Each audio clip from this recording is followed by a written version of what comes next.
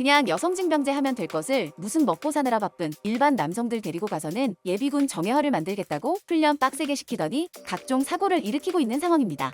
그리고 오늘 예비군 사고가 또 터졌다고 하는데 어떤 내용인지 바로 전해드리도록 하겠습니다.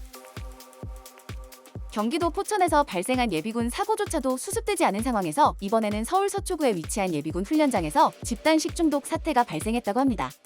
지금 어느 시대인데 집단 식중독이 일어나는지 모르겠고 얼마나 위생관리가 제대로 되지 않았으면 그 많은 남성들을 끌고 갔던 예비군에서 이런 사태가 발생하는지 모르겠는데 이게 말이 안 되는 부분이 한두 가지가 아닙니다.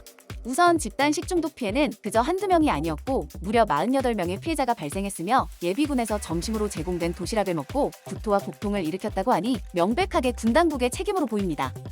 막말로 6.25 시대도 아니고 어떻게 50명 가까이나 되는 식중독 피해자를 만드는지 도저히 상식적으로 이해가 되지 않는 부분이 많고 지금 같은 시대에 식품 관리를 어떻게 했으면 이렇게 집단적인 식중독 증상이 발생되는지 도저히 납득이 되지 않는다는 것입니다.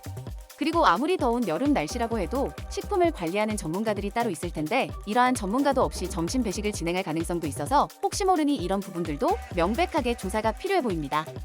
근데 웃긴 부분이 하나 있는데 처음에는 이렇게 52사단이라고 명확하게 기사가 보도되었는데 갑자기 이것이 수정되더니 52사단이라는 문구는 아예 사라졌고 다른 기사에도 이것이 모두 생략된 상황입니다.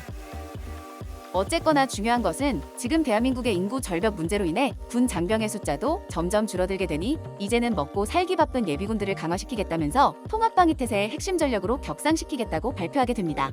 근데 이런 발표가 무색할 정도로 무슨 말도 안 되는 훈련을 시키다가 20대 예비군이 세상을 떠났고 이제는 50명 가까이나 되는 예비군들이 집단 식중독 사태를 일으키니 이게 지금 제대로 된 예비군 시스템인지를 묻고 싶습니다.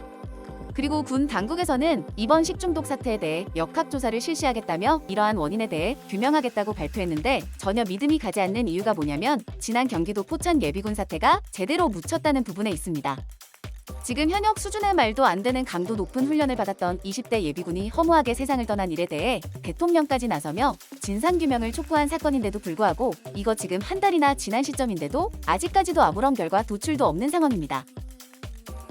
아무리 국과수의 검사 결과가 오래 걸린다고 해도 이렇게 한 달 이상이나 소요되는 것인지 이해가 되지 않고 그렇게 오래 걸린다면 최소 중간 브리핑이라도 해줘야 하는데 이런 것들이 전혀 없는 상황입니다.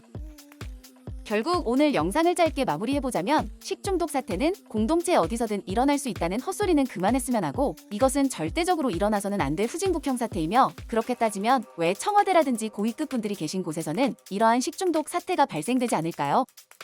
그만큼 우리 대한민국 남성들에 대해 얼마나 가볍게 생각하는지를 알 수 있고 먹는 것만큼 중요한 것도 없는데 이런 기본적인 부분부터 문제를 일으키게 된다면 어느 누가 군 당국을 신뢰하고 군대에 가려고 할지가 의문스럽습니다.